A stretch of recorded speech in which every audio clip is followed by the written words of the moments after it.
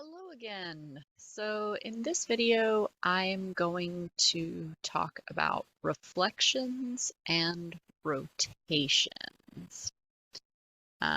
So with reflections and rotations, you can construct any other geometric transformation that you want.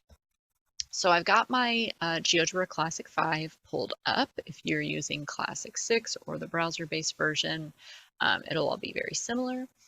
I'm going to go ahead and hide my axes and grid in the graphics view by right-clicking and hiding those. You can also, if there's something like if you're not seeing your graphics view, you can go here. If you're not seeing your algebra view, you can go there, etc. So I'm going to start by constructing a couple of points, and typically the first 2 points that I construct are a point at 0, 0 and a point at 1, 0. And I'm going to go ahead and construct those using my input bar. So down here in the input bar, yours might be at the top of the algebra view if you're in GeoGebra 6. So I'm going to type capital A equals open parentheses 0, 0 close parentheses, and that's going to define a point A at the origin, or at point 0, 0. And I'm using my scroll wheel to zoom in on that. And then I'm going to type B equals open parentheses 1, 0 close parentheses, and that's going to create the point B with coordinates 1, 0. And let's just sort of look a little bit at how we can deal with reflections and rotations. So with this angle tool, we can define an angle, or we can rotate.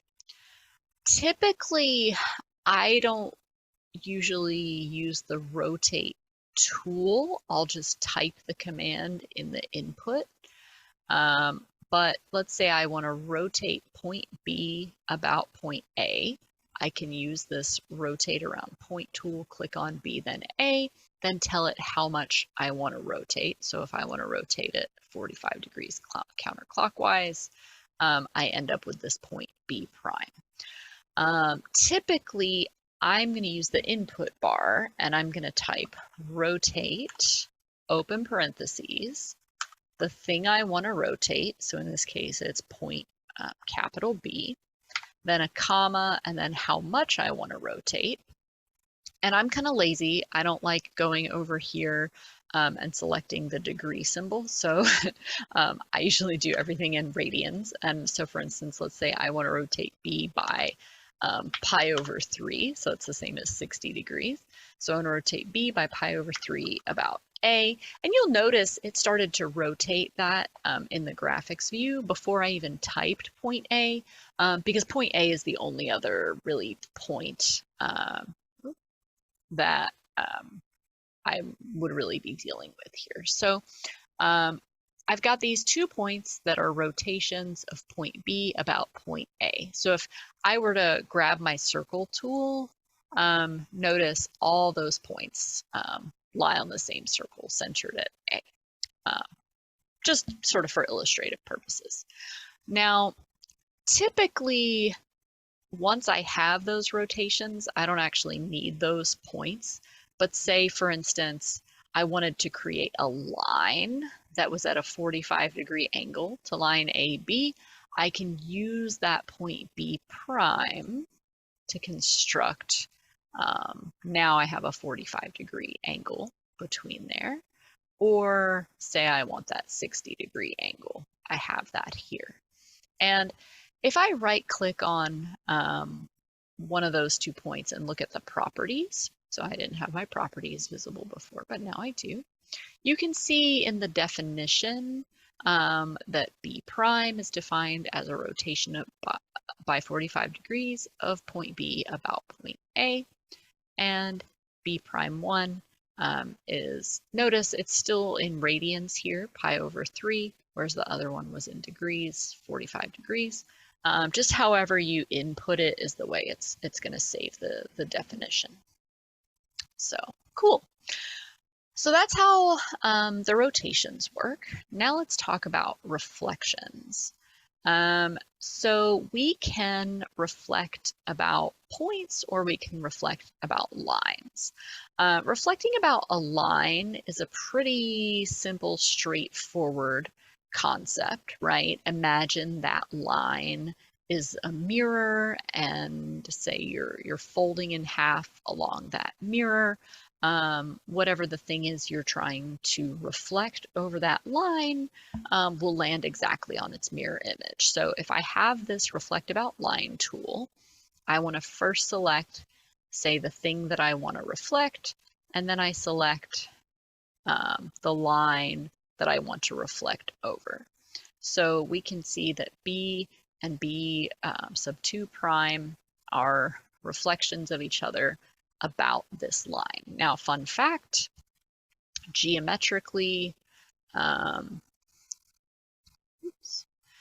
we say, my computer's being super laggy. I think it doesn't like what I'm using to record in GeoGebra at the same time.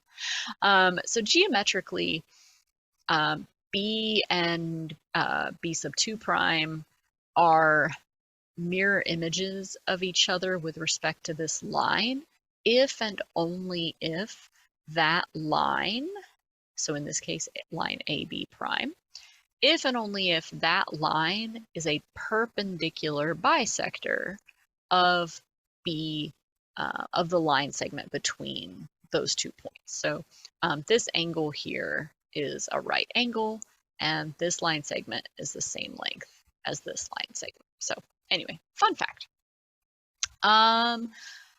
So that's reflecting about a line. Certainly you can reflect other things about a line. So I could reflect a line, about a line. Or I could even reflect a circle about a line. I can reflect about a line segment also. If I were to reflect about any of these lines, because they go through the center, I wouldn't be able to tell the difference because it would just give me the same circle. But if I reflect the circle about this line segment, I get its mirror image. So that's fun. Reflecting about a point, a little bit harder to explain mathematically, but basically you're sort of doing 2 reflections. One kind of in line with the point you're reflecting about, and then another in a perpendicular direction. So for example, if I were to reflect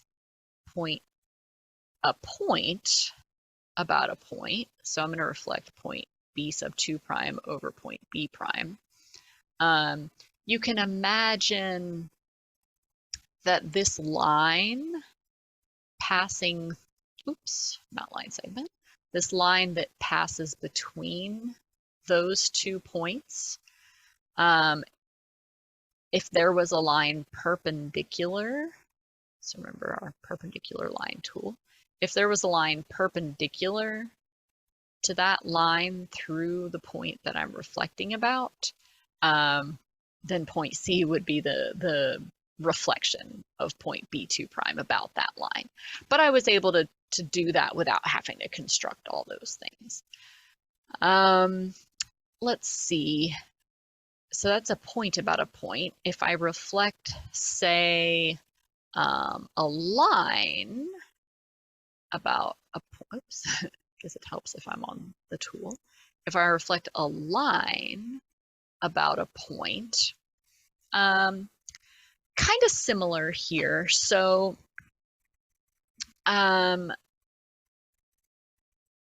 imagine that line rotated 180 degrees about point B prime, and that's what you get by reflecting about that point.